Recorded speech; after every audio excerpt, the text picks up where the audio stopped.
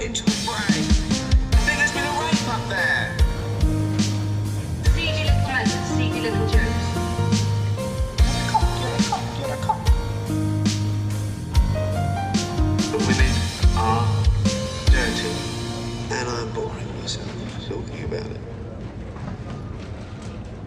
It's like an alarm clock's gone off and I've just got to get away, you know? I think it was John Lennon who said, life is what happens when you're making other plans. Although he also said, I'm the walrus, I'm the podcast, so I don't know who to believe. Oh, dear. Hello and welcome everybody to the 6th and final episode of this series of the Wernham Blogg podcast, a podcast dedicated to discussing and reviewing the UK edition of The Office. My name's James, and with me, he doesn't need luck, with 71.4% of the population behind him, it's Danny. Evening all. And he doesn't do sloppy seconds, it's Jack. That's not offensive, that's my name. And actually, Seth isn't here with us today. He does send his apologies. He's busy at work, apparently. So as us, you know, even though we're very busy, always got time for our podcast, so, you know. We know how many hours he puts in. Yeah, he seems to forget that. So, can you believe it, guys? 5 episodes done, final Yeah. episode of the series. Yep, and of course we've got a whole new series to come. See, it's weird. I've been trying to not watch any of Series 2. I mean, since we've been doing this Yeah, me podcast, so too. this has been almost 2 months of our lives now, maybe more. Yeah.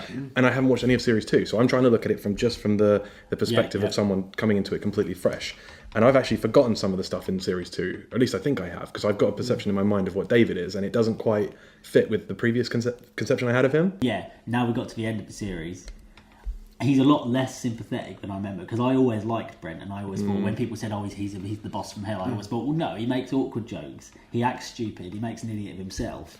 But in general, he doesn't do anything wrong to his employees. So the fact that he makes awkward jokes and he makes everyone feel a bit awkward, how does that make him the boss from hell? But watching back this first series, the things the seedy way he acted in series 5 towards Karen, Episode 5, yeah, I agree. the pranks he plays on Dawn in episode 1, you think actually he is. The way he reacts in episode 2 with the whole sexism thing. In fact, it probably balances out, and if not balanced, actually, it's probably more on the side of seedy and inappropriate and actually not a nice boss at this point. Yeah, and being the boss from hell, he is kind of just a lot more unsympathetic than I remember. He kind of, what he needs, guys, is a foil, someone to play off, someone for him, someone to react against, but we can feel sorry for him. When's that going to happen? The stage is set. we do have Finchy in series 1 to an extent. I think Finchy makes us feel sorry for Brent to an extent, but then when you've got Neil and Finchy, that's when it really becomes, Brent is up against it. In series 2, he gets brutally stripped down, and then he becomes a sympathetic character. Yeah, well, that's it. The most sympathetic point we have, and the most, I suppose, the one we feel the most for David Brent, and when we accept him the most, is when he's really downtrodden against Finchy in the quiz, isn't it? So actually, when he's the underdog, really fighting for his life, that's when we go for him and look out for him. So that's no wonder it feels more comfortable in series 2. And I wonder if Merchant and Gervais did take a look. I mean, obviously they would have taken a break after series 1 aired before they started writing series 2. But I wonder if they look back at it and thought, actually, that works. That quiz episode where there is an antagonist to Brent, even if Brent doesn't realise that Finchy is an antagonist to him. I wonder if they thought, actually, we need that. I'd hope so, because actually I can't. It's really hard for me to think about what they must have been thinking to just have one series, because that means they would have been happy to leave it as it is now, or rather as it is at the end of this episode. Well, you can kind of tell, because the little it does wrap up a bit, and especially Brent's final talking head at the end of it. If that was the last thing that you heard from The Office, that kind of I think that would have summed up their thesis and their conclusion, had it not gone on any further. But there's also these little dangling threads they leave as well, clearly. Of course. That's naturally, they do that so that they've got the door open for the second series and it's enjoyable. But I don't feel like I would like David Brent and therefore The Office as much as I do now without the second series. The second series makes it, I think. Yeah, I think so. Yeah, and I think obviously when they made the first series, they didn't know whether or not they were going to get a second series, probably. That's so, what I mean.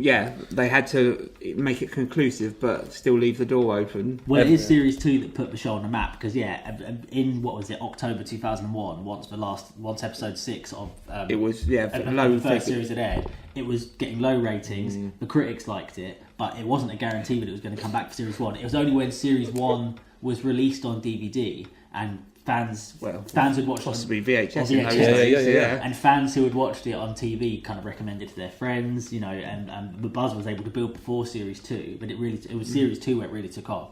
And the point we're at when it aired in series in 2001 at the end of series 1, yeah, there was no guarantee that the show was going to last more than one series. It might have been just a one series wonder that you know people like us would look back who watched it on TV at the time as it aired would look back and say, yeah, that was a shame that had to end there. Yeah. But luckily it didn't, and now And then, here we are. Oh, should we do a synopsis? Have we got a synopsis? They know what happens. Well, we Should we said do a that for 2 synopsis? weeks in a row. I reckon we should do a synopsis. This is the episode where David Brent gets offered the position of UK manager. Basically, this is the episode Based on factors. where he hopes firmly that they won't remember, but they do remember.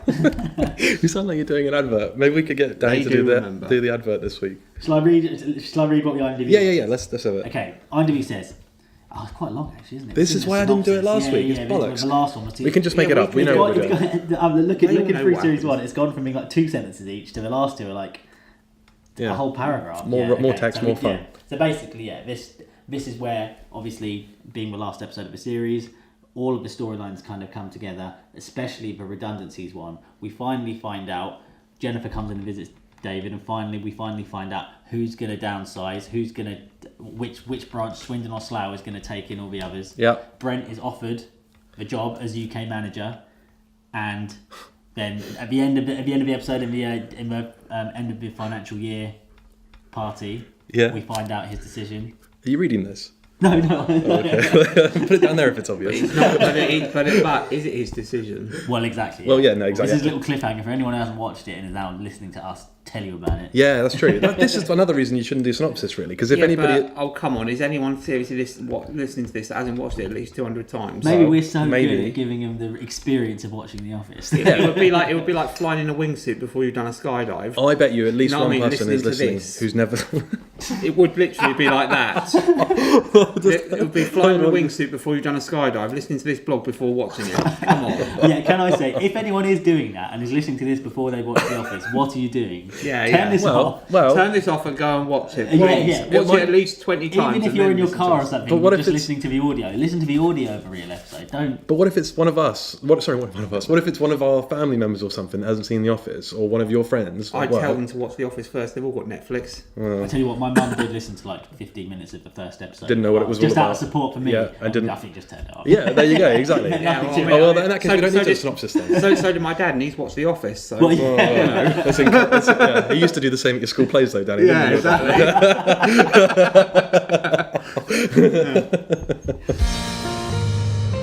You've got to complain. Yeah. Right. Okay, so this episode starts pretty much the same way as the first episode started, in fact. We've got David Brent sitting there at his chair. We think it's a talking head, and then obviously the camera zooms out, and like it had in the first episode, we've got... I'm just going to call him Jeff. Jeff from Peep From Peep Show, yeah. We've got Jeff getting fired. This is the hardest part of David's job, and we lead into that conversation. Well, actually, it's great that this episode has come full circle with the first scene of the first episode. But if you remember, the first scene of the first episode, we don't actually see Jeff's face. We just see the back of his head. So... Is that true? Yeah, it's true. It's true. And Gervais has confirmed that it's supposed to be the same character. Yeah, but it we is, don't know that really. for a fact. And Alright, probably, alright. yeah, and of course he's the one getting made redundant because he's not even got a blooming qualification. exactly. He's getting- I know. why is he so angry? I'm glad you brought that up, because I was going to say that. David got him the job in the first place, incorrectly, because he hasn't, as you say, he hasn't even got a license to do it. So that's why Anton's allowed it in front of him. Why should he assume Anton should go before him? He hasn't even got a bloody license. Exactly, it's been quite cheeky, really. Very by getting cheeky. angry, Bloody scousers. but at the same time, David Brent has been a bit of an idiot by getting in the job Well, when he's yeah. unqualified. Can I just say on this scene, right? The thing I love about this scene is not only that. First of all, you think it's a talking head. Then then the camera pulls back and you see that it's actually he's talking to somebody. Yeah. And then is it an IT guy pops his head up and actually realizes it's actually a three-way conversation. Yes, or is it Gareth? No. And And then Gareth then as well. And then Gareth again. So it's all down to the camera work. Because if you just looked at the dialogue in this scene and read it from a script, actually it would sound fine. It just feels like they're all in the same room. But the way that the camera does the reveals on the different characters just makes it 4 times as funny. Yeah, why is Brent invited Yeah, Gareth exactly. into that? And Gareth wants to know what an elf is, and then the IT guy wants to know what a goblin is. How long are you going to be, mate? Yeah. He's so gormless, isn't he? And I feel like, yeah, he just... Oh, it's so good. The way he just the pops fact up. that this guy is having his kind of livelihood taken away from Yeah. him, and Brent and Gareth just get distracted and distract him as well. Yeah, and Brent's By talking about allowing it. goblins and elves. Yeah, it's brilliant. And speaking of the episode going full circle, Anton is mentioned in the first episode as well. Is it the first episode? Yeah, it is. Garrett mentions him. Yeah, Saying, he's a lovely So- bloke, but should he be working in the warehouse? Speaking of redundancies, it's hilarious that this is the only redundancy we see him making, isn't it? And he's doing it with, like, in the 13th it's so hour, the very awkward. last minute, like half an hour or an hour or something before Jennifer comes in that day. But also- he's laying someone off just so he can say, "Yeah, I made redundancies." But he does it like, and he's making jokes as he's doing it, as though he thinks this guy is actually gonna. He's such a great comedian that this guy's gonna laugh. You're one of the lucky ones, as I see it. Yeah, exactly. And then looks at the camera. So you just think, Which is also his reaction to his own redundancy later. He goes, well, in a way, this is the best thing that ever happened to me. But there is people. We might get onto this later in the episode. But we see people, specifically Tim and Dawn, who seem like they're welcoming the the prospect of redundancy. It's very they common. see it as a silver lining. So yeah, It's very a common. lot of people hold out for And it. there's probably other people. Because you leave your job, no questions asked, get a bit of money. So if you exactly. really don't like your job, it's a pretty sweet scenario, And really. then clearly redundancy. there is people who look nervous about it because there's that whole group that gather Brent. around to find out whether they're going to get. Well, actually, that's the subject of Dawn's talking head, isn't it? She turns around and she says, actually, she'd love to be made redundant because she knows better than anybody that she needs a kick up her ass to get her to go off and move on. Well, and yeah. She with last episode we talked about how Tim can only do something off of somebody else's steam, but she's the same. So Tim's reacted off of her steam, says he's going to quit, and now she's feeding back off him and saying, you know what, Tim says it's better to be at the bottom of a ladder you want to climb than halfway up when you don't. Well, they're inspiring each other without realising it. Yeah, aren't they? 'Cause exactly. like you said, Tim was inspired by Dawn to quit, and now Dawn's been inspired by Tim to kind of welcome redundancy. So it's that kind of simpatico kind of without them even both realising it. And obviously, she's talking about her career. But if you were to swap the word job for boyfriend, it could just as easily apply. Because she talks about treading water and waking up in 5 years to think, oh shit, I did it again. She could just as easily be talking about Lee in that. Well, and I think that's probably deliberate, really, isn't it? Like, and there is people like Dawn who kind of just everything in their life is just a matter of settling. Job, of course. Boyfriend, everything, where they live, the town they're living in. I don't think there's much in this that is accidental, to be honest. And I think you're right; it is obviously deliberate. It tethers together so well. Yeah, is the point I guess I'm making. So exactly kind of like wired to by Gervais and Merchant in the script wise to kind of just fit together perfectly. Those are the more important practical things. What?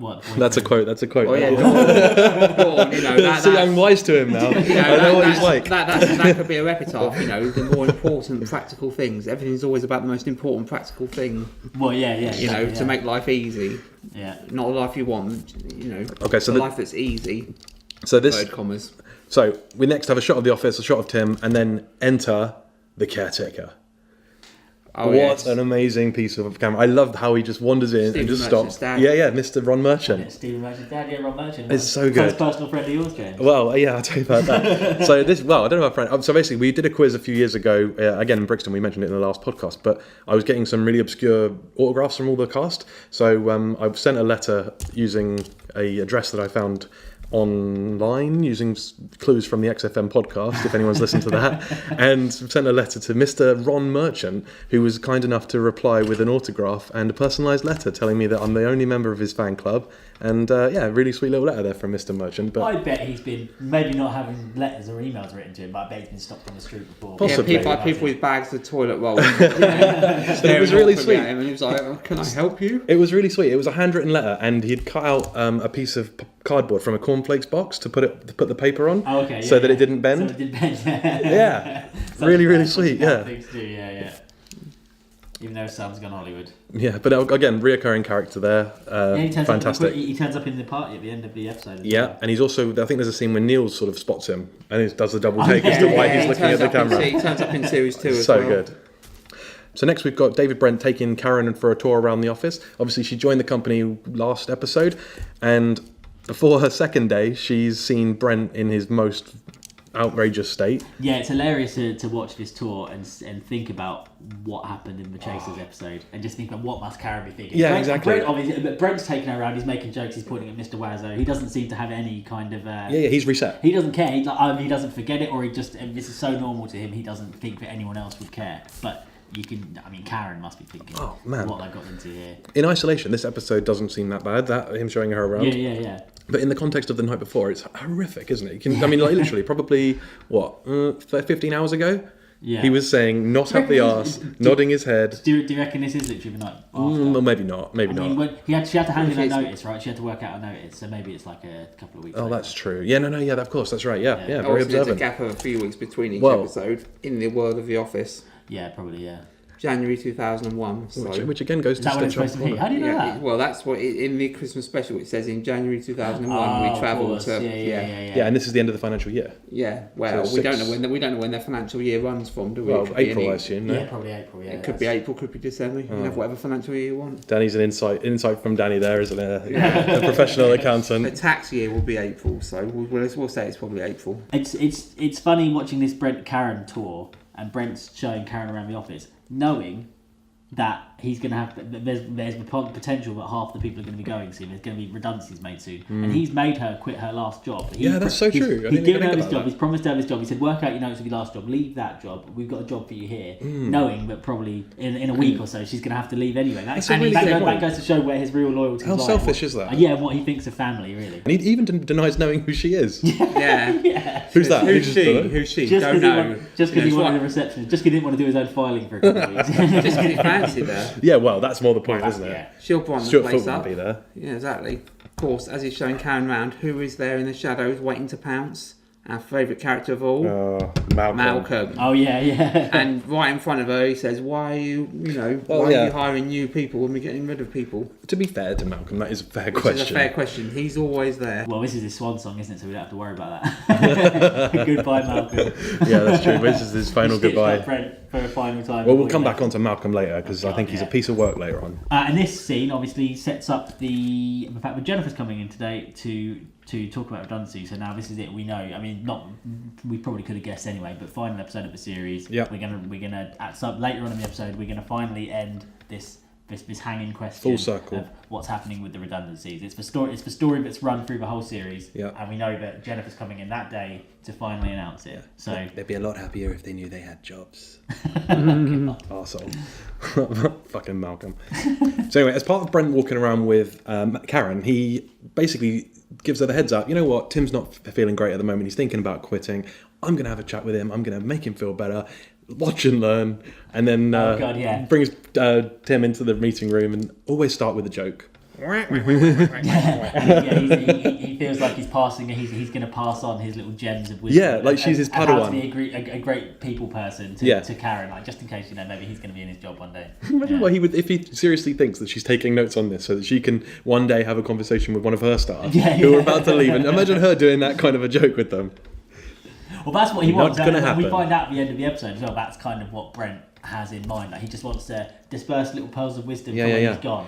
He feels like he's such like a kind of like a deity, like a kind of like a godlike sage, character. A sage, that like when I'm gone, I'll have dropped out these little pearls of wisdom. So and hopefully people will remember to thank me. They'll remember to thank me. Exactly what I was just about to say. Exactly what we've been doing.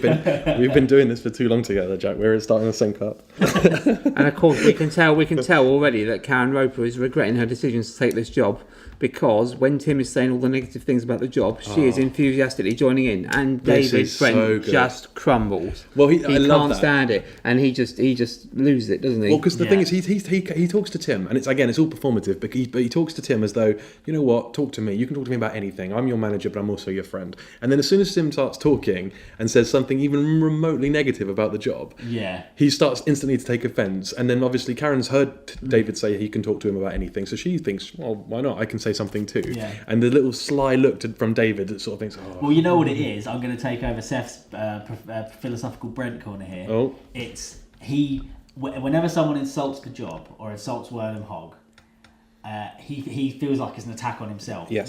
When Tim's talking about how he doesn't want to be stuck there forever and he doesn't want to kind of be doing nothing with his life, Brent feels like if you're like, that's me you're talking about. Yeah. So if what you're imagining yourself, Tim, being in 30 years is me. So if you don't like that, then that means That's you don't true. like me. So I've got to make sure. So he's kind of, I think he feels like he's got to defend himself against what he considers a personal attack. But also, don't forget, David holds Tim in really high esteem. Of all the people, we talked about this before, that he would love to have as a laughing audience, it's Tim. So he cares a great deal about what Tim thinks.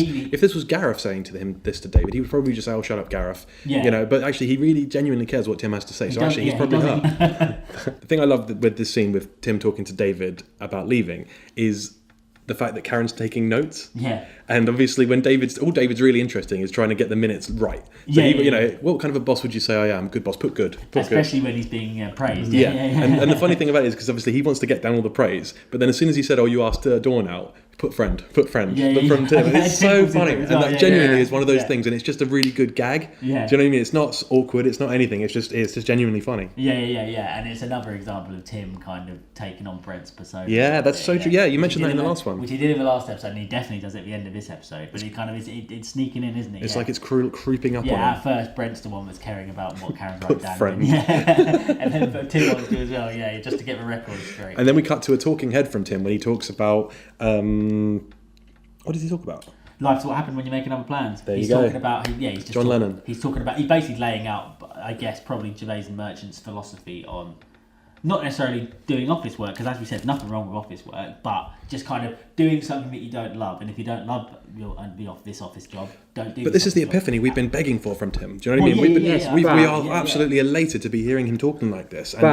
And then he spoils it. Well, but at this moment he hasn't. Wrong. So as you're watching it, Danny, at this moment you don't realise it's going to spoil it. In fact, you could Danny head in I hands. do. I do realise. At the time when you first watched it, you're telling me you didn't think that Tim was going to, especially thinking this might be the last episode of The Office we ever see. Before you ever knew there was going to be a series 2.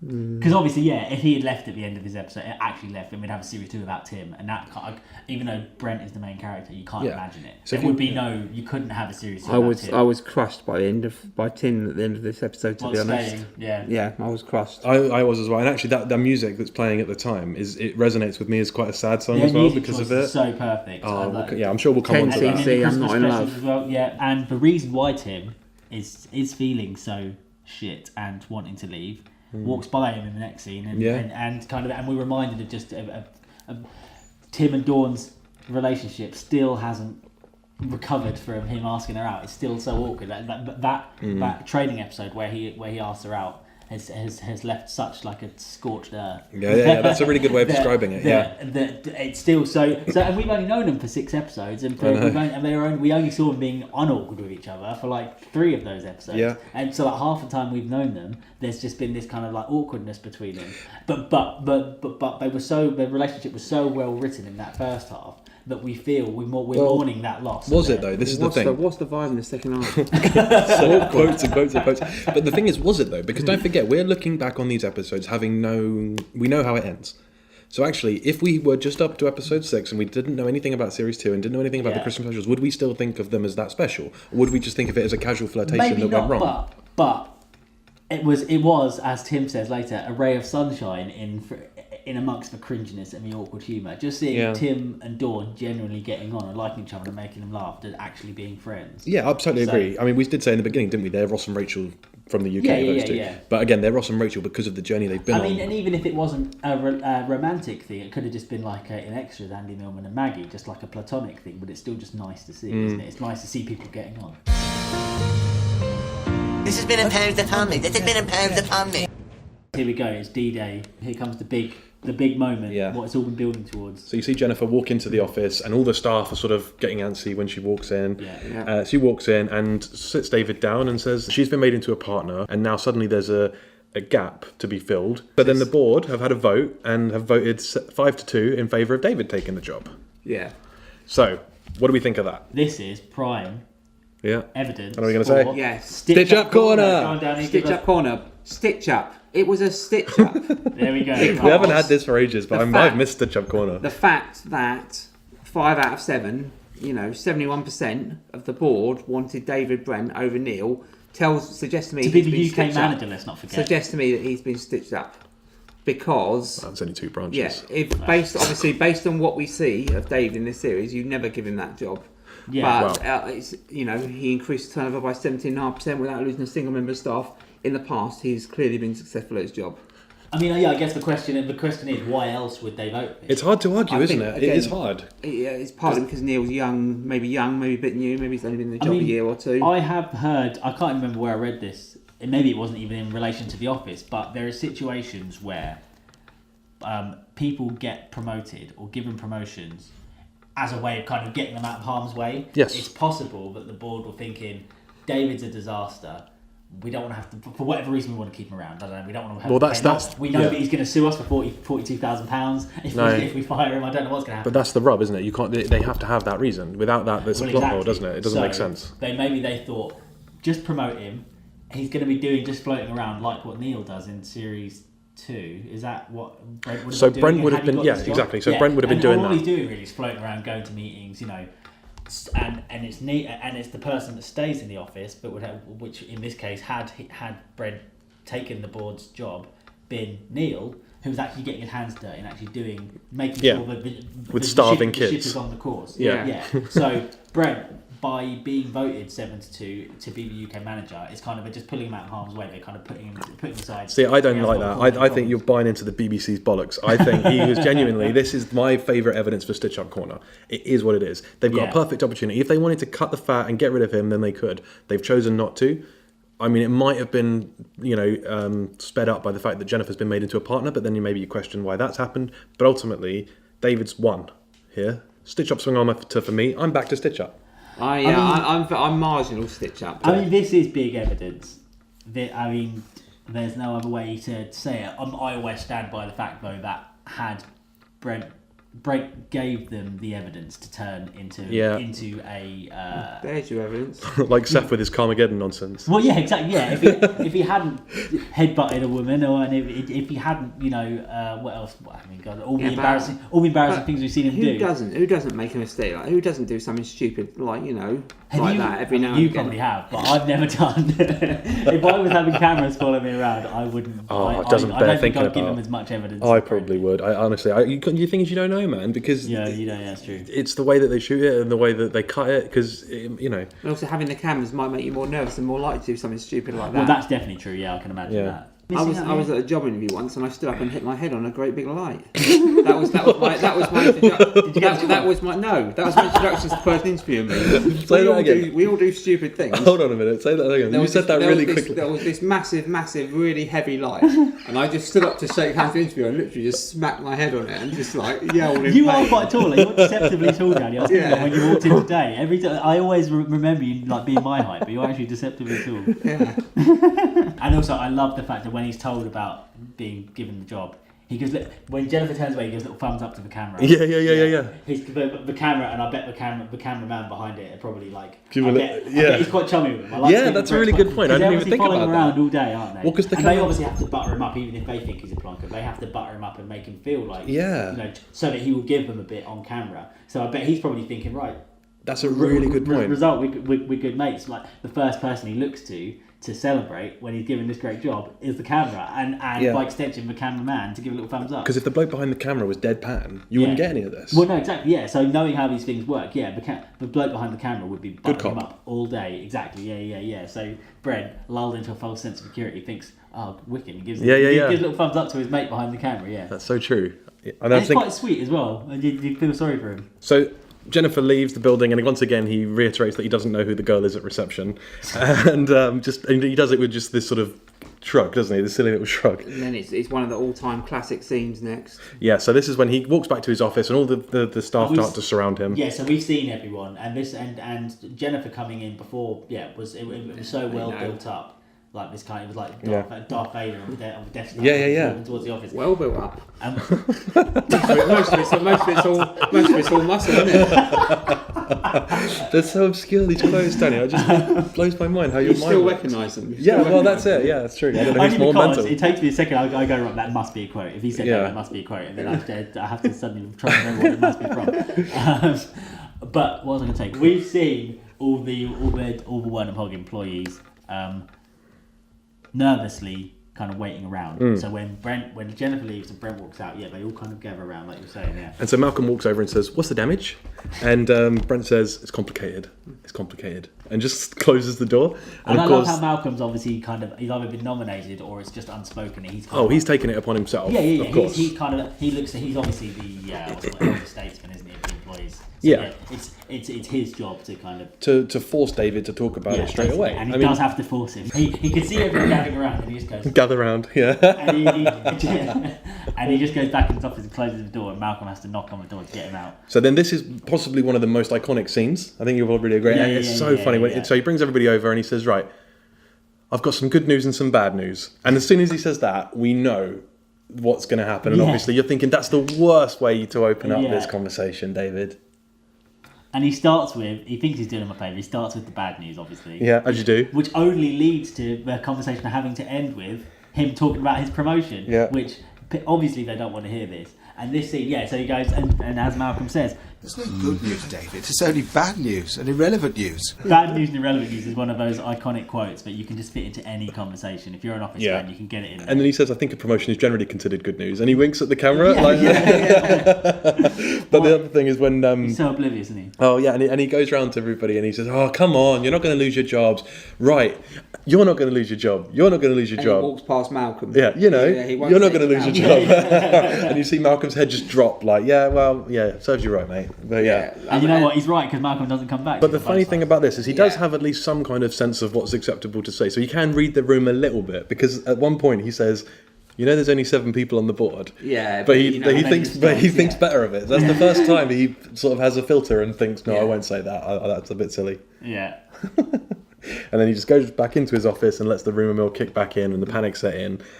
And we get these kind of little talking heads, don't we, of the staff we haven't seen. Yeah, brilliant. I'm reading again the script book here, and it says employee 1, employee 2, and employee 3. So Christ knows. There's definitely that woman that says wanker. Yeah, she's the one that had no shopping. And she's not back in... Oh, that's true, yeah, and she's not back in series 2. No. Soldier down the river. Wanker. Who's the other bloke? Oh, the other bloke is back in series 2, and he's the one that has his pants pulled down. That's what I mean. What's his name? I can't remember. My kids are going to see those. Yeah, and he's also also the one who wouldn't mind disappearing up her tunnel. Yes. And in the party at the end of this episode, looks like he's going to be sick, doesn't he? He's trying to grab his someone's trying to grab her arm. I thought you were going to talk about a different scene when Malcolm and David Brent are in the hallway and he runs past does he? like he's going to be sick in the toilet. I swear, it's really funny. We'll talk about that. He's getting humiliated on camera a lot, actually. It's quite a nice little character, actually. You might try and find out who he is. He and get in touch with him. Yeah, before we started doing this podcast, I only remembered him from the scene my kids are going to see. My kids are going to see those. Yeah. He's always getting himself into situations where if his wife watched this back, yeah, exactly. That's actually quite a cool little side character in a way. Grabbing that woman's What's his name? Hang on. Well, he's just employee 2. He's on there. No. But we must have a name for him, surely. Oh, fuck it, I can't be bothered. Let's just carry on. Forget about it. Yeah, but he's the my kids are going to see. All right, so we have 3 talking heads from random members of staff. God knows who they are. And then we cut to Gareth's talking head, and I can't... What is it? What does it say? David Brent's leaving. Oh, yeah, David Brent's leaving. But that is just classic, the next scene, when they talk about the dam busters and... All right. I know what... I'm saying it in context, It's not racist. What did you say? Oh, sorry. It's from the 1940s, before racism was bad. Oh, the dog from Dam Busters. Don't keep saying it. Yeah. All right. So, but Gareth goes in. Gareth goes in to see Brent and kind of find out what's going on, to confront him about why he's leaving. The old team on the scrap heap.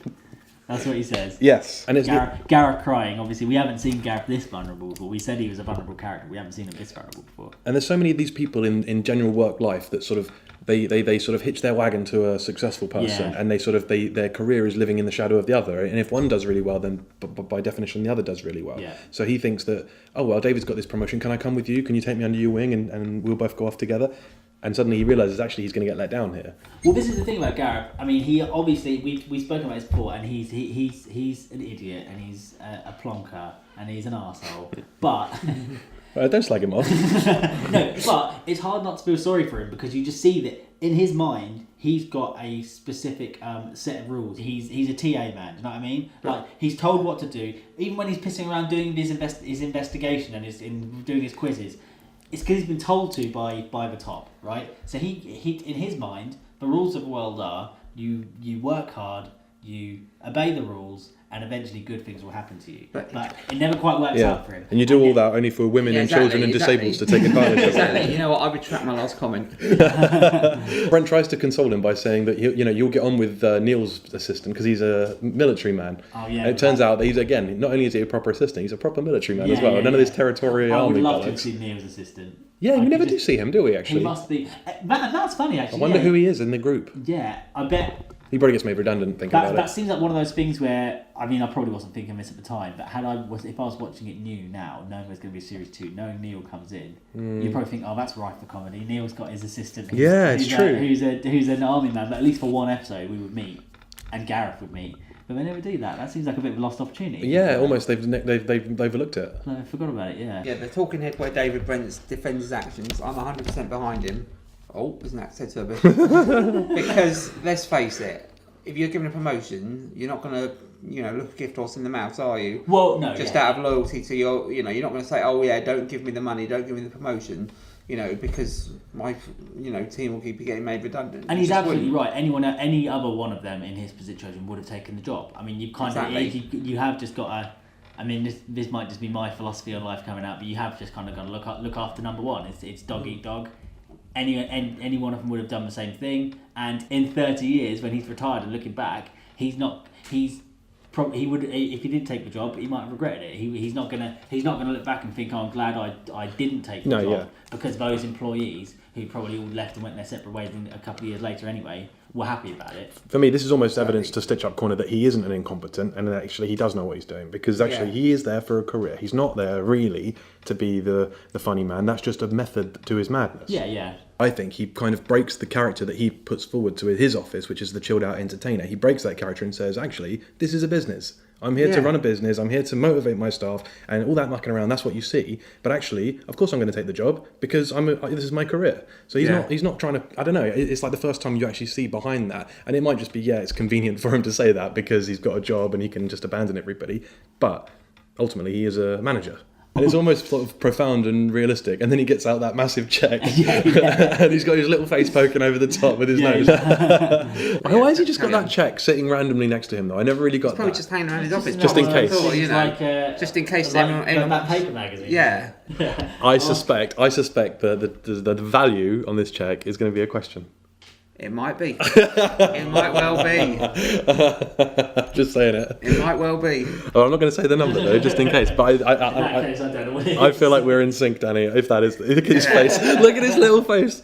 I love it. As we keep saying, we do not get any money for this. I see all these other podcasts making money left, right, and centre. So we have to have our own sponsors that come in specially to do the show, and here's one of them.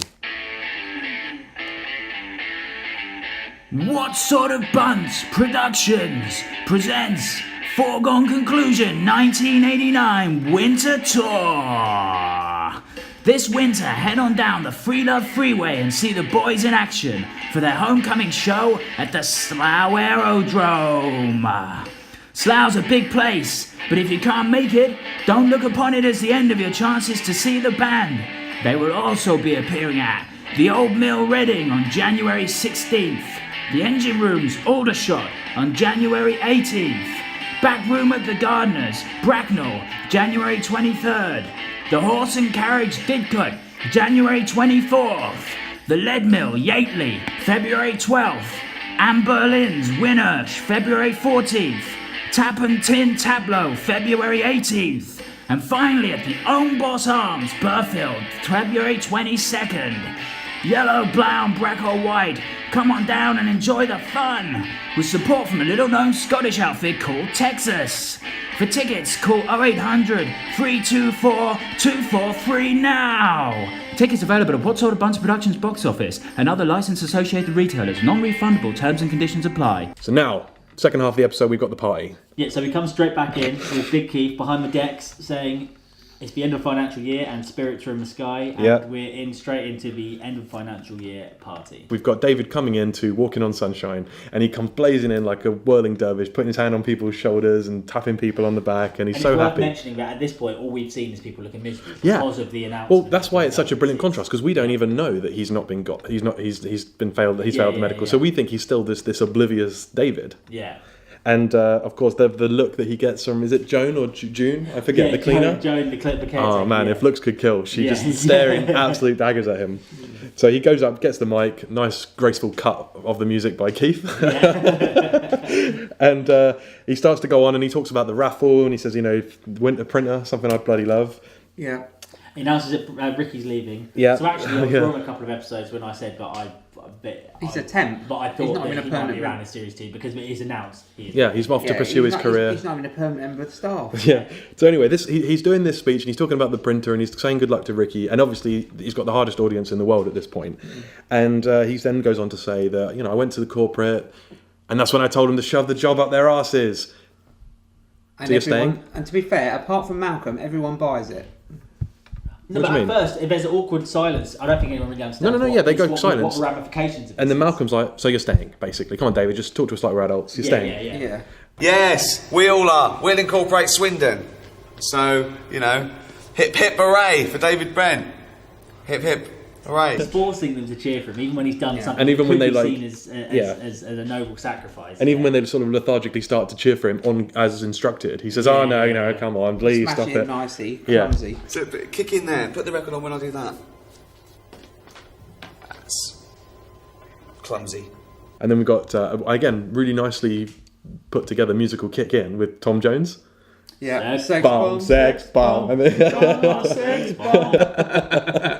And we have another poignant, perfect procession of songs, just like in the nightclub episode. Well, because if you listen to the XFM podcast, obviously Ricky and Steve's first love is comedy, but very, very, very closely followed, if not equal, by music. Yeah. So they are Yeah, absolute absolutely. connoisseurs, Yeah, and they must have taken so much time to make sure that the playlist in these shows were absolutely Oh, I perfect. bet. Well, Gervais was the. I don't know if you know this. He was the because his partner Jane Fallon was a producer on the show Teachers, and Gervais, before he was David Brent, was one of his jobs was as the music supervisor for Teachers. So he had experience in picking. Okay, and I didn't had a know really that. good soundtrack as well, actually. So he had experience in picking the perfect songs to for TV shows. Stephen Merchant used to have was not a portable.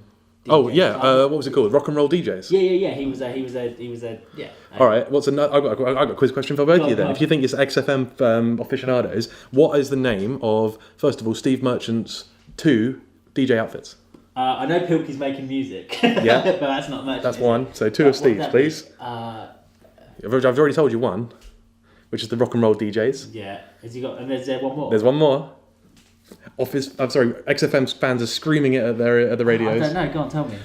It was called the Fantasy Island Roadshow. I never would have got that. Just because he liked Fantasy Island. I just remember Pilkey's making music. But anyway, so Stephen Merchant. I mean, obviously Ricky Gervais was a DJ as well on XFM, but Stephen Merchant is obviously he's attuned to making these playlists. Yeah. He's behind quite a lot of them. Absolutely, and Especially like you these said, cheesy DJ like party songs, like in the Chasers. Well, I think episode as well. he talks about it in the XFM shows again. It's about having your playlist tailored to the audience and tailored to the situation, and that's why they're so good at putting songs in the right places in these episodes. Yeah. Because they know the emotion they're going for, and they just string it out across songs. Yep, and they've obviously got a deep kind of encyclopedic knowledge of just all kinds of songs that perfect For me. Perfect for me.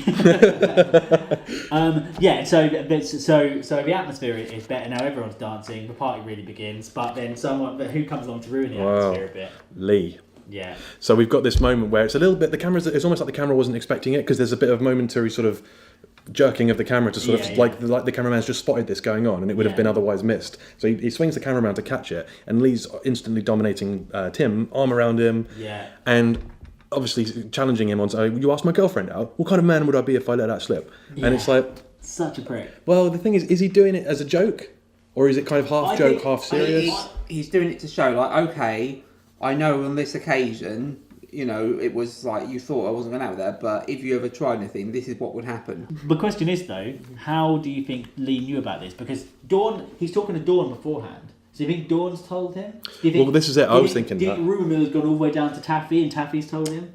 It could be rumours. I reckon what's happened is Malcolm's told Dennis, Dennis has told Lee, Lee's challenged Dawn. Dennis is actually quite a lot. Yeah, of this part. Dennis. It's Malcolm and Dennis. They're the ones to watch. You reckon? Yeah, for sure. Yeah. Dennis the Menace. Gareth, well, he's watching his side. So and Dawn looks but why didn't Dawn stop Lee from doing it? Do you think Dawn's got any control over what? But she looks. She's got no control over. Sorry, I just spat all over the place then. I'm sorry. Right, come on. But if Dawn is actually really pissed off and embarrassed by Lee at this point, why does she go along?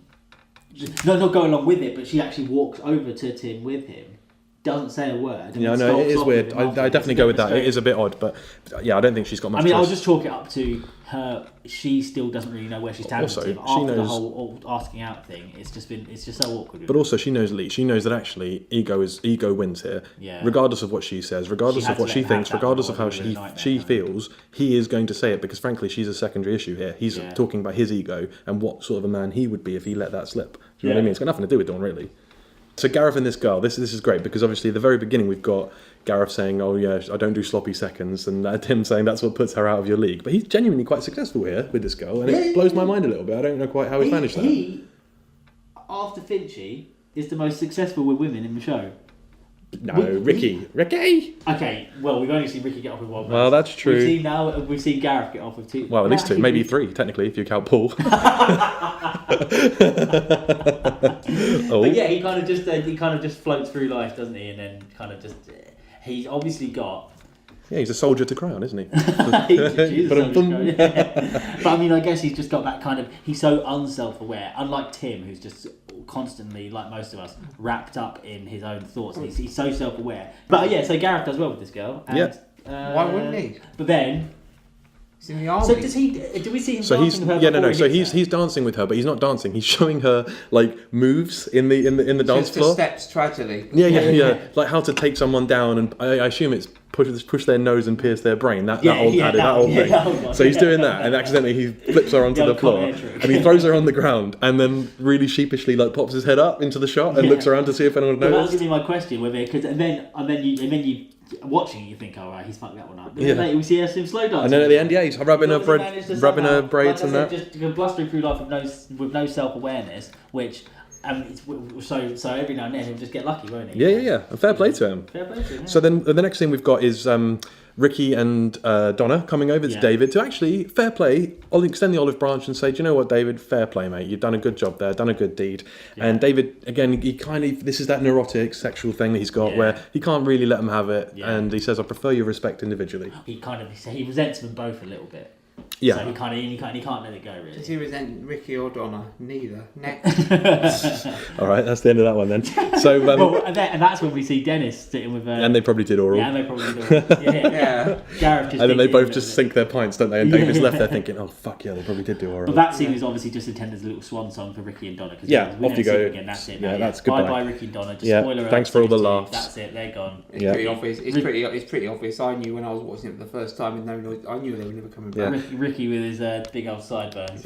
Off to follow his career. So there's the next scene I think is really telling. Again, I make no apologies for my feelings about Malcolm, but so here we go. This next shot, right now, the shot is really weird how it starts because actually it starts with a door opening and the camera is following Malcolm into a hallway of all places, a completely seemingly random place. The hallway outside the toilets, a seemingly random place to have a scene, and then David pops out of the toilets, and Malcolm jumps on him and says, "Right, so they offered you the job, did they?" Now, I think Malcolm has ambushed David here. He said to the cameras, "Come with me, I want to try and unpick something here." And he's cornered him on the way out of the toilets and starts dropping him in the Spanish Inquisition. Well, I hadn't thought about this until you, just before we started recording, showed me the clip back on Netflix. And actually, it is kind of... They're following him in there. Why else would they be following Malcolm? Exactly. He knows he's getting made redundant, whatever he does. So he's accepted his fate. So he's just thinking, right, let's embarrass David Brent. Let's go out with a bang. So you failed high blood pressure in order to fail a medical. He's such a sneaky little shit, isn't he? But credit to Brent, he won't let it go, will he? He doesn't admit to it. Oh no! Like, and he winks, and then he goes off dancing like that. This is further evidence. This is actually quite dark though, because if David Brent's got high blood pressure, to me that maybe suggests that he's got an alcohol problem, because that's what drinking too much alcohol causes, isn't it? High blood pressure. What I've also thought was quite dark is the fact that Brent, obviously, after he'd been given this job opportunity, this promotion, this job of a lifetime, which obviously is his dream job, right? UK manager. I'd say so. He just gets to float around, lording it over everyone, which is what Neil does in series 2. Yeah.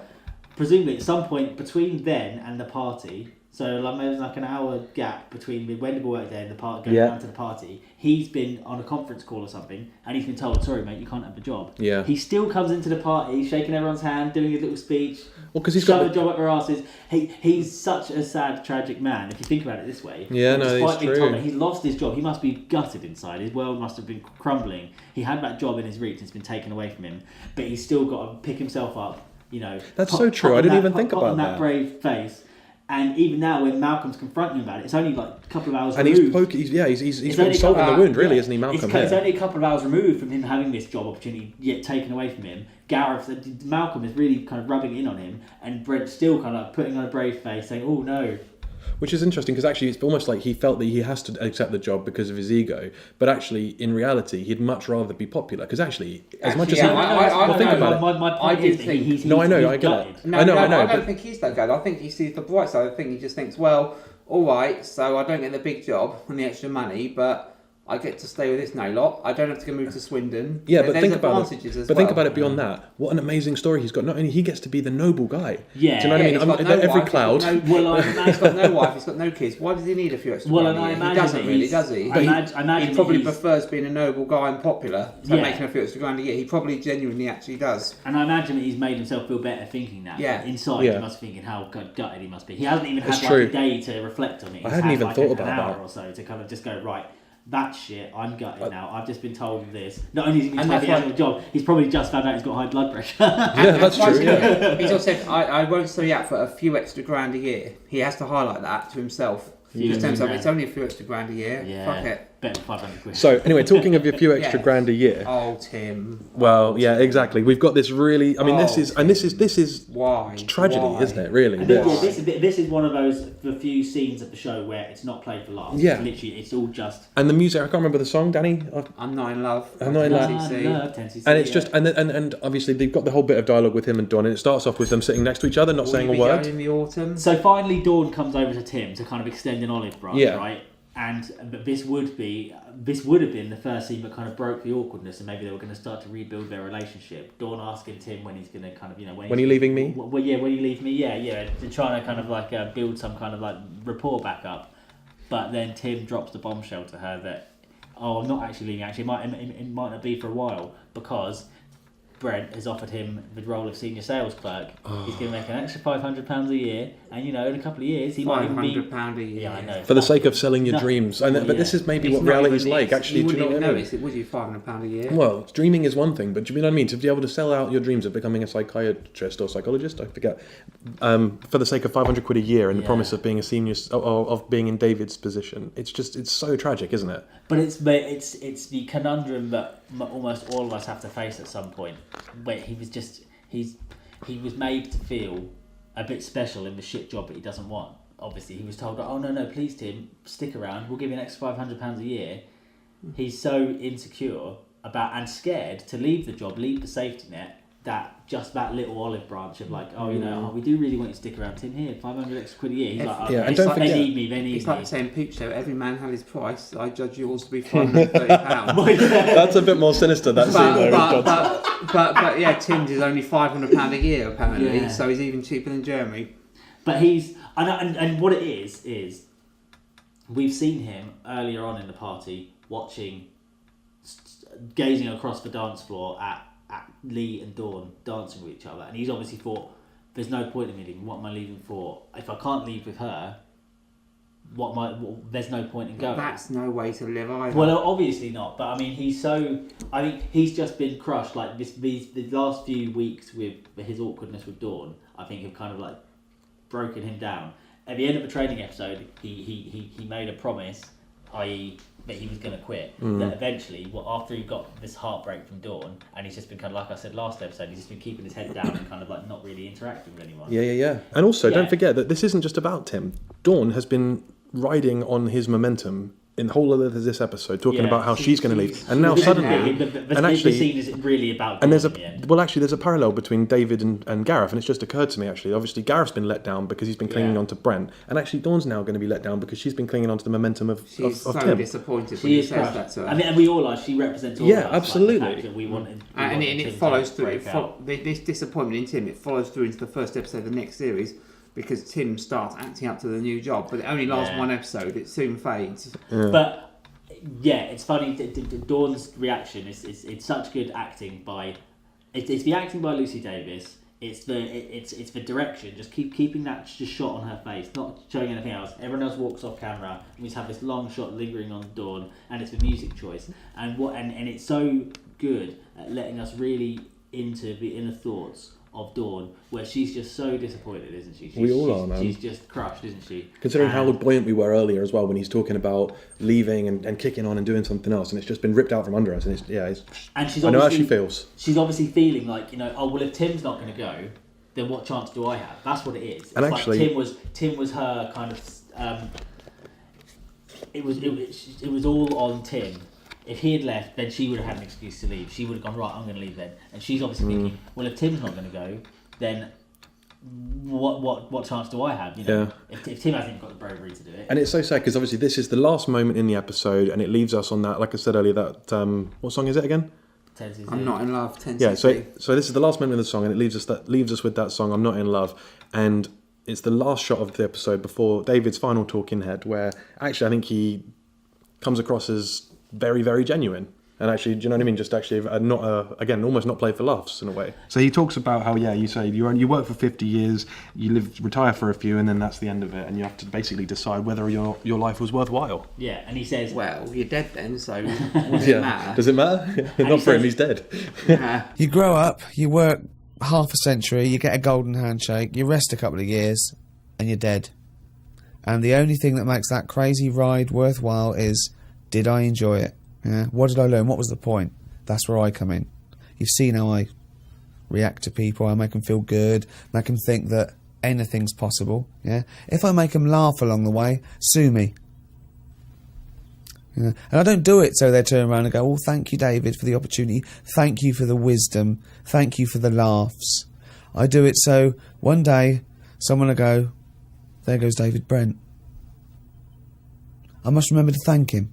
I feel like saving up loads and loads of money so that when I die, this can be my epitaph. The whole thing. Just this whole quote. Yeah. Just imagine that just inscribed on a gravestone. Just a massive, like, this quote. I dare say it's going to happen. 100-word inscription. Yeah. It will cost literally like 50 grand. The rewards will be worth dear. it. Or it could just be Danny laugh ? Yeah. Because everyone loves a gravestone that's funny and thrifty. Yeah. Maybe I'll just go with, I'm a vegetable now. Yeah. That's what you've all got to look forward to. So What would be the happy best birthday. office quote on a gravestone? That's a question. that is a good question. Yeah, there's loads of office quotes to look at. Definitely.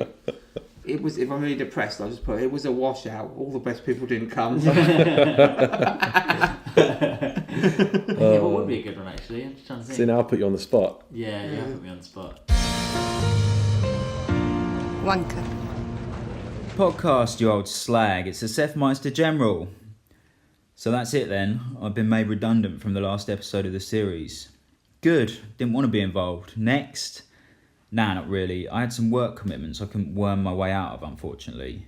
I did 60 hours last week. I know how many hours Jack, Danny and James do. They seem to forget that. Anyway, I thought I'd record this message to cheer my 3 fans up, because I know they're out there and they can get a bit... I'm sure the guys have got it covered, but I thought I'd help give the episode a slightly philosophical bent with a bit of philosophical Brent. One thing I noticed in this episode is how Brent's life philosophies are basically guided by his ego. He wants to appear all things to all people, so he basically has to reinvent his whole ethos on the spot. Good example of this is towards the end of the episode. When he's been given the promotion, he suddenly plays the hard-nosed corporate ladder climber. If they were in my position, they'd take the job. This is a business.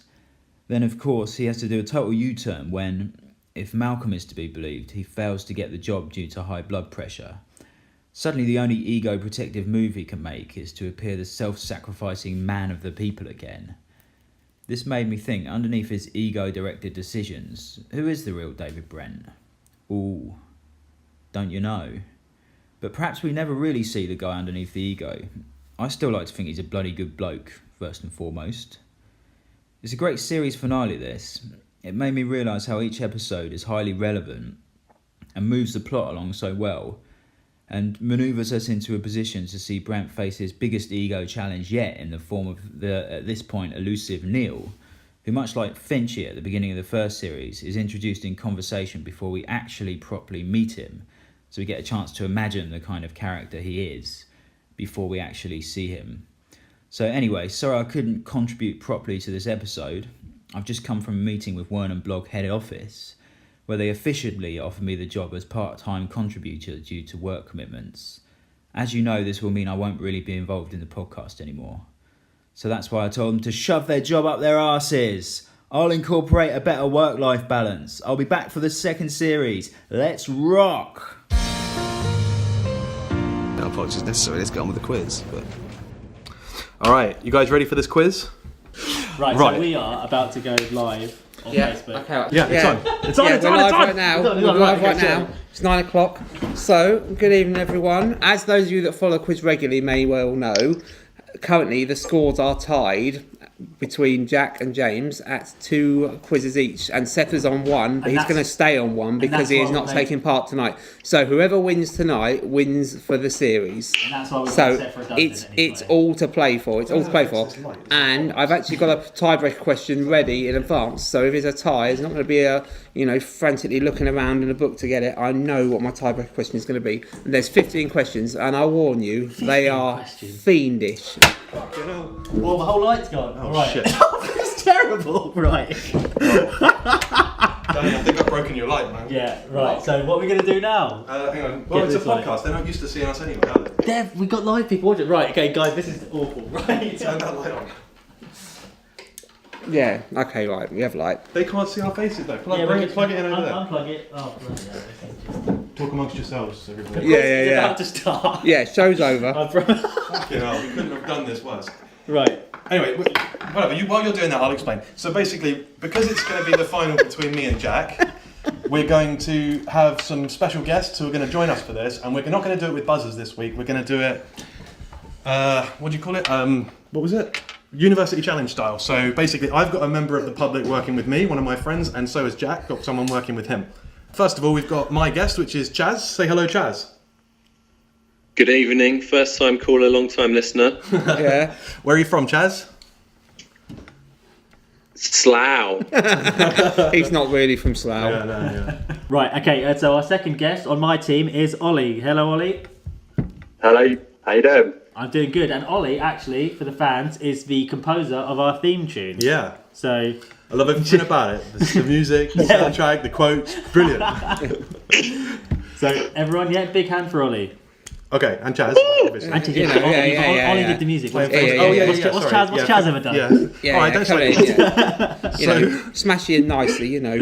Come on then, let's Clumsy. let's get on with the quiz. Clumsy, yeah, let's get on with the quiz. These people Right, got so lives to lead, for fuck's 15, yeah, that's why they're here on Friday night, 9 o'clock doing our live. Right, come on. Okay, right. Get on with Let's finally get on with the quiz. Get on with it, Get on with it. So what's the rules? Get on How's with this it, gonna Ingrid. work? The rules is the same as they are every week. No, we haven't got buzzers. Okay, I'm going to ask the question, and you're going to answer it. Brilliant. No, right. The point is you are going to ask the question of one pair, and then we will try to answer it, and then if we can't, then Jack and his team get the chance to steal. Question number 1, right? Hang on, Ollie. well, so this is me and Chaz now. Yeah, okay. Yeah, I want you and Chaz first. It's James and Chaz. James and Chaz, and then All right. next time we'll alternate it. Right. Okay. Question number 1. How tall is Anton?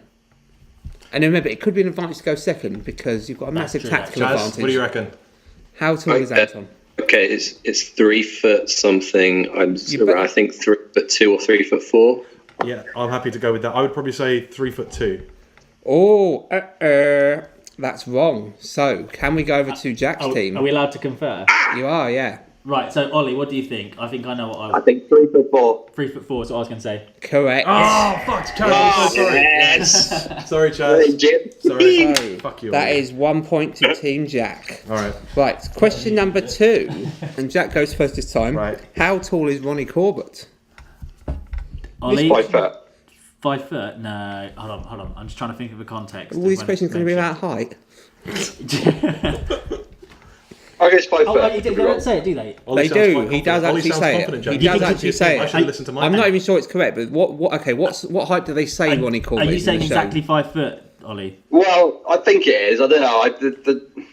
I think he goes, Ronnie's 5 foot. Anton's 3'4".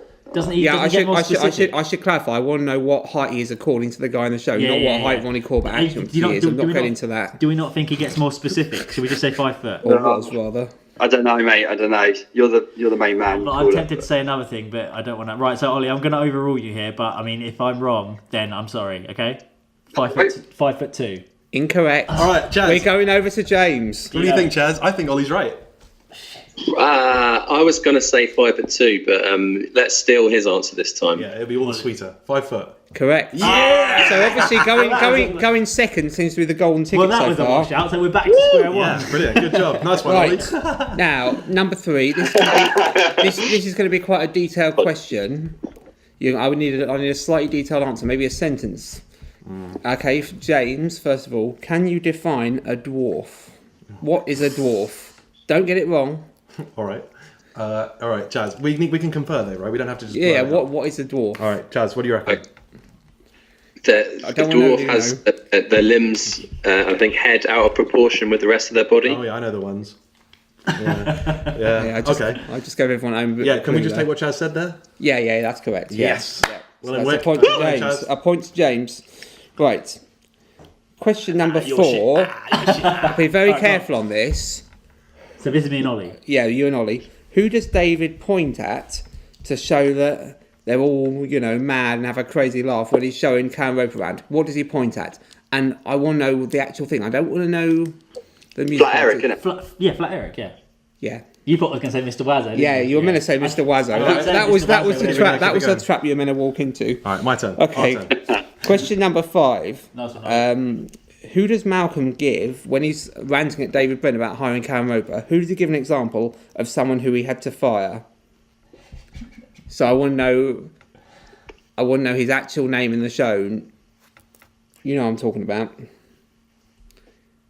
So the person he's fired at the beginning of the episode, whose name? The person who's who's not actually Jeff. Not Jeff. Okay. What's his name? I think it's Andy.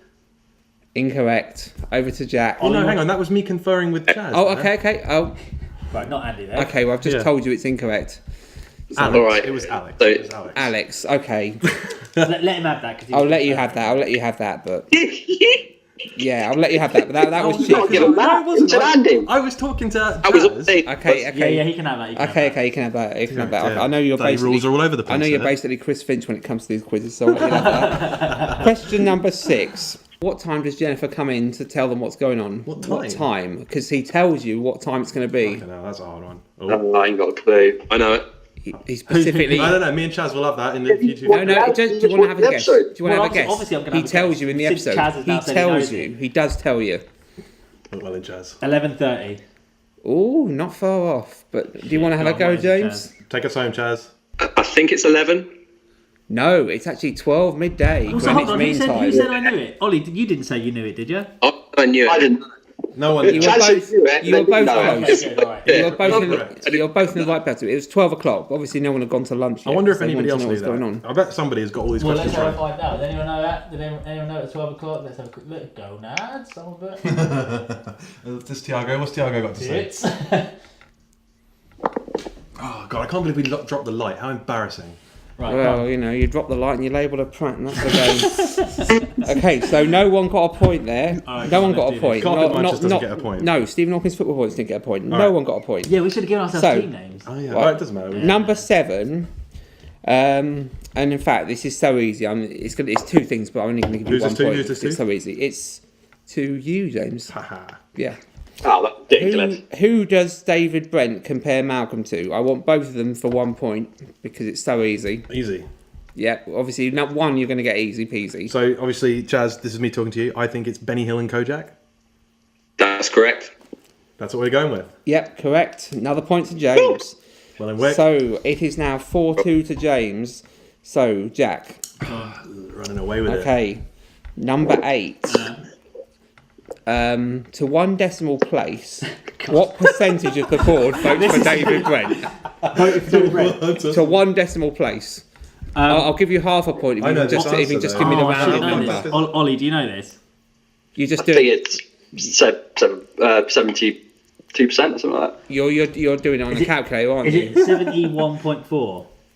You know Well, what? that sounds Jack? well. It absolutely Awesome, is. isn't It it? absolutely is. That is 100. Watch the light. Okay, it is 4 to James, 3 to Jack, and we've Ooh, asked this is 8 close. questions. So on question 9, this Who's this to? is going to be a 2-part question. Who's Who's it to though? Well, to James first, and then I'll ask the second part to you. Right, but I'm first. Yeah. You're first, yeah. Number 9. Okay. David mentions to Gareth that Neil has his own man. Yeah. So I want you to know, what's the name of that man? I know this answer. Yeah, just the name. Terry something. Terry. Correct for James. And Jack, Go on. for the other point, what was his rank in the army? Sergeant. No. Soldier. Sergeant. Yeah, you're not Yeah, conferring. yeah. You should confer. So sorry, what, sorry. is that your Yeah, final sorry, I keep answer? forgetting. Is that your final answer? Sergeant, Sergeant. Ollie, yeah? Well, yeah, you seem convinced, so yeah, go that. Sorry, It's because he's correct. Yeah. Okay, and carrying on. I knew that. Very good. So now it's 5-4 to James. Next question is to James. So, continuing in the same sort of vein, what's Gareth's rank in the Territorial Army? Oh, I know. I know this one too. Yeah, come on. Chaz, thoughts? The easy one. Yeah, what? Sweet. If you're not sure, Chaz, I will answer on our behalf. Yeah, you can't James. phone a friend. Do the impression. Lieutenant, sir. Lieutenant, sir, correct. No bonus marks for the impression, though. I hope I get anything like that. So it's now 6 to James, 4 to Jack, and its action is on Jack. Question 11 now. Unfortunately, Jack, this is a very difficult one. Oh, great. How much does David Brent raise for Mencap on his giant check? I know that he knows this. Bollocks. Right, okay. Ollie, Just have a guess. Ollie, do you know? I ain't got a clue. It wasn't that high. I got the easy one. I know it to the penny, mate. It was very underwhelming amount of money. Was it 250? No, okay, right. Achingly close. Go on. 340. £340. Do you know what? So to the penny was no pennies. No. Yeah. That still counts. No, because you putting that bloody to the penny in my head. I was thinking, right, how many pennies is it? Is that right, Danny? Is that all I right? believe it was actually 304. Oh, really? Yeah. Oh, look at that! Fuck beans. Oh, shit. Yeah. Genuinely thought that was 340. Screw you. Can I, Screw you, I mean, 304. if this comes down to If one it comes point, down to, if it comes down to the wire, we'll go back on Netflix and if this freeze comes frame it. exactly, and if check. this comes back to 1 point, Yeah. then we'll do a review. Yeah, we'll do a review. Okay. So, yeah, I thought I saw 304. You had to go on After, Netflix to you get know, I it. went on Netflix and I freeze framed it all the way through to find it, but I had it to go said home to get a book. 304. It said 304. Right. Yeah. Probably. I think the light bulb's just come off. All right, come on. Anyway. Okay. Get on with it, yeah? Next question. Right. Next question is to James, first of all. What song is on as David Brent walks into the party? I even mentioned this in the podcast earlier. Yeah. Chaz, are you happy for me to roll with this one, or do you know what it is and do you want to do it? It's when he first comes in. Yeah. Is it? Well, James, can we confer? I think let's it's Spirits in the confer Sky. No, Yeah? I'm pretty sure it's Walking on Sunshine. Oh, when he comes into the disco when thing he at the end. strolls in, when he first strolls walks in and in- then cuts the music. First walks in, he's walking on Sunshine, and he rolls in and then he cuts the DJ off really crudely. I'm pretty sure it's Walking on Sunshine. Yeah, you're probably right. Yeah, I'm happy to go with that. It is indeed. But But do you know the artist? Oh crap, crumbs. I'm not actually. I Walking on Sunshine. I- Katrina and the Hang on, White. Chaz knows. Chaz, do you know the artist? You just said it. Katrina and the Wave. Correct. All right, don't keep saying So there it. you go. It was a team effort. Yeah, I've always said You that. were fucking bricking. You were fucking bricking it. But yeah. You I knew that. James. Yeah. We're nailing this, Okay. Chaz. Yeah. So it's 7 now to 4 from Jack. So Pathetic. Jack is all but out here. You know, he's up shit creek. He needs a paddle. Come on, Ollie. Next question, number 13, Jack. Yeah, go on. And I know you don't know the answer. Is there as well. any way? Can I just ask? There's 15 questions. There's literally no way I can win this back, is there? Well, Could still be fun. Could be a draw. so, Yeah. no, it could still be a draw, and you could win on the tiebreak. Okay, go on. But I know you're not going to win because I know you don't know the answer to the next question. Right? You should have seen what we got Pete Gibbons. Who's Pete Gibbons? What's that a reference to? Okay, To be fair, the answer is not in the episode. You have to read around the subject to know this. I know it's not. Pete Gibbons. Who is he? Ollie, do you know? Because we were talking about this when we recorded the actual podcast an hour ago. I said I recognise Pete Gibbons. Do you know who Pete Gibbons is? It's No, a reference. I'm just doing my Tim face. It's a reference to you know, a certain popular culture that was around at the time. What? No, he's a character on the show, isn't he? Oh, he's He's a actually character. somebody, is he? He's a character. Pete Gibbons. A character in another show? I think it's Monkey Allen because you've got Gibbons. No, right? it's nothing. No. It's His name is mentioned. it's in another a character episode, from isn't it? something that's related to The Office. Oh, is that what you're asking me? What show? What is it a reference to? Who is Pete Gibbons? He's not in the programme The Office. Who is it a reference to? Ricky Gervais has confirmed this. Is a reference to something. I'm right. literally not going to get. Don't, James. If you don't well, look on the board, that's give up. cheating. Okay, Danny, what's what I'm going to do? I'm going to. Ollie, do you know this? I haven't got a clue. Okay, right. Okay, so what I'm gonna- James, I'm gonna I hand it pause to you. All right, Chaz. Jack. Do you know? Do either of you know Hang who on, Pete Gibbons let's is? talk about it. Let's Oh, talk wait, about it. hold on one second. I'm going to go. Is he a character from Porridge? No. Just shut up. You guys have given up, right? So, Porridge. Chaz, let's talk. What do you think? Dear me. Okay, do you reckon it's somebody who's involved in the production of the show? Just like mentioning their name. What do you think? It's a good idea. I can't think of anybody I know of though that's in the production of the show that I could reference. No, unless you have any better ideas. Yeah, I don't know, man. Should we take it to the audience? Yeah, let's throw it to the audience. Okay. So take someone we recognise. Anyone who's going to get any credit for this? Who is Pete Gibbons? Office Space. Correct, Ed Newman. He is indeed. It is indeed. Yes, the lead character from Office Space. Like that comment. A film of existential dread from 1999, which is, frankly, not unlike Well The done, Office. Ed. Yeah. So, well done, Ed. Yeah. And you leave that home, Okay, right. Excellent. And Ricky Gervais has confirmed that is definitely what it's referencing. Hold on. So James has won this. Okay, what's that? But it's just got Live. pride. Oh, live. Just got Oh, pride. live. It's only pride to play for now. Yep. But for the next question, James, I was getting hard. Oh well, you did know my hard question. So. who was Malcolm speaking to in HR that mentioned about the high blood pressure? I think I know. Yeah, I do know this actually. I think. What do you think, Chaz? Any thoughts? You want to rub it in? Yeah. I didn't get to You the want to take episode. this So. home? I believe. An Yeah. HR person. I believe it was Alan's sister Paula. I didn't know she was Alan's sister, Assistant. but Alan's it was sister, Paula. Paula. It was Paula. Yeah. Yeah, you should get a bonus point for knowing that she's related to Monkey Alan. Not Monkey Alan. these- Alan on the board. Oh, Alan on the board. Because you remember Alan in the board thinks. She's Alan's sister Paula. Ah. That's mental. How do I remember that sort of stuff? But I can't remember the shopping on the way home and shit like that. Genuinely, I don't know where in the recesses of my brain that this stuff gets held. Right. So Okay, final Genuinely question. unhealthy. Final question. James has won the quiz in the series. Well done, Chaz. So, yeah. Smashed it. But the last question, just purely for pride here. God. How much extra does Tim get on being senior sales clerk? should we take together? £500 a year. Exactly. So the final score is 8 to James, 5 to Jack. Right. And that concludes our quizzes Yes. for Series 1. And that's the real quiz. That's the real quiz. Yeah. Brilliant. Ollie, you're a bloody waste of space. Yeah. Whereas Chaz is a bloody good rep. Yeah. All right, cool. So I think basically this has kind of rounded off this quiz for today, and it's also rounded off the episode for today. Yeah. So between breaking lights and smashing the quiz, we've basically finished our first series of Wernham Blogg The Office. Yeah, seems that way. Yeah. Do you know what? Actually, while these two are on the phone, we could maybe just say to them what are their thoughts or. Oh yeah, so okay, Might so as we well got, use it, right? we got Ollie and Chaz. So we're at the end of Series 1 now. You and me, James, have been trying to watch it back, pretending that Series 2 didn't happen. Yeah. We're at the end of Series 1 now. If you didn't know about Series 2, what would be your predictions for what would happen in It's a really Series good one, 2? yeah. It's almost a perfect ending without a Series 2, isn't it? Because Yeah. obviously this could end quite legitimately now, and actually it's that, normally in films the good guy wins, whereas in this, the bad guy's won. We've had this real tragic ending with Tim, where actually he's been consumed by working life, and he's just given up on his dreams and everything, and he's now resided to being basically Tim, which will one day be David Brent. Yeah. So it could be comfortably left there, but if it was to go to Series 2, I definitely, as we mentioned earlier, would have brought back the Gareth's equivalent. Yeah, Do you know what I mean? From Neil's assistant to That seems like watching it, but I've never thought about it before. But as I explained earlier, that doesn't make sense, because if he's planning to get rid of Gareth and then the scenario's flipped, Yeah, no. Well, you then can Neil's always- not going to bring his man. If you write it cleverly enough, you can always explain those kinds of things away. So yeah, I definitely think that not bringing in this character of Terry, who's Neil's Gareth equivalent, does seem like a bit of a wasted opportunity.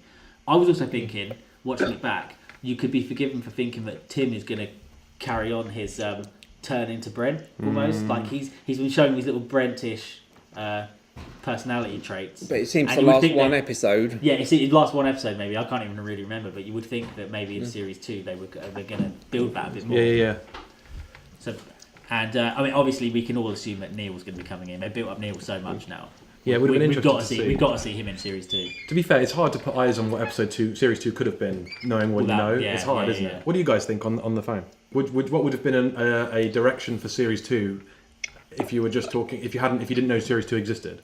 Right. Well, that comment about Neil having a kind of sidekick that was mentioned in this episode, which I'd completely forgotten, I think that would have been a brilliant way to go, actually. Yeah, imagine if Gareth met that guy. Oh, not only that, and he's real army. And this guy's, yeah, exactly, he's from the proper army. Yeah. He's several ranks Gareth Senior. Yeah. Do you know what I mean? And we would say it's genuinely like a missed opportunity, isn't it, to have that almost. character. Maybe that would have been so sitcom-y though. Yeah, I don't that's know if true. They could have got away with it. And obviously the focus would have drifted from Brent and his conflict. Yeah. If they'd done that. So maybe there was an educated decision to do that. Yeah. Yeah, and I think the romantic threads through this series was an obvious way to go, but I think that was one of the things that was done very well. Yeah, giving Tim a romantic interest that's not Dawn. Yeah, that's so true. Was such a perfect. I mean, again, very sitcom-y, but Will they, won't they? Kind of thing. Yeah, exactly. Yeah. Like so. I mean, because now it's too easy now for Dawn and Tim to kind of get together because all she's got to do is realise he's an arsehole. But to bring in someone else that's in Dawn's way now, because I'll have to watch back series 2 now that we're going to record it, but. I mean, I wouldn't be surprised if I realise now that the focus shifts because in series 1 the onus is always on Tim, like it's Tim's story, and Dawn, like we said, we don't even see her talking heads really. No, not at all. She's had 2 this whole series. Tim is the character who's in love with Dawn, but I bet in series 2 I'll realise that it's kind of shift and it goes more into Dawn's being in love with Tim. She's jealous of what's her face, Rachel. It's a good contrast, isn't it? Yeah. It'll be interesting. I'm looking forward to watching series 2 back. So we want to have a big shout out as well, by the way, to everybody that's listened and downloaded. I mean, we're genuinely blown away by some of the feedback we've had, and the comments have been amazing. And the fact that we're getting sort of acknowledged and liked and followed by some of this cast as well, genuinely, I'm starstruck. I mean, when we Twitter. started it was just you saying you just saying should we give it a go? Yeah. I never thought it would be in the top 10 of iTunes. I didn't think we'd have so many followers. Yeah. And I'm genuinely, I can't wait for series 2. And also, we're going to take a little break before we come back for series 2. So just a heads up on that. We'll post a message with the exact dates on the Wernham Blogg Facebook page and on Twitter. But it will probably be end of October, beginning of November that we're back, right? So we're going to take a short break. But we will keep you updated on the Facebook page and the Twitter. Yeah, and ultimately it's up to you guys. If you want to hear us do a special on something, let us know and we'll do one. Yeah, okay. Well, that kind of came out wrong. We won't. Well, we'll do an episode. All right. So thank you so much for listening to Series 1. It's been bigger than we could imagine. And please don't forget to rate, review, subscribe to wherever you've heard this podcast. If you know somebody that likes The Office, pop this podcast under their nose, send them a link, send them a tweet, whatever. And keep sharing. Definitely keep sharing. We've had a good spread the word, yeah, like disciples. I think there's been a rate up there. We've done that one. We can't do that. You need Wasn't there another one you were going to wrap this up with? You grow up, you record a series of podcasts, you get a golden handshake, you rest a couple of episodes, and then the whole thing's dead. And the only thing that made that crazy ride worthwhile was, did I enjoy it? What did I learn? What was the point? That's where I come in. You've seen how I react to people. I make them feel good, make them laugh, make them think that anything's possible. If I make them laugh along the way, sue me. I don't do it so they'll turn around and go, oh, thank you, Danny, for the opportunity. Thank you for the wisdom. Thank you for the amazing podcast quotes. Thank you for the laughs. No, I do it so one day someone will go, there goes Wernham Blogg. I must remember to thank them.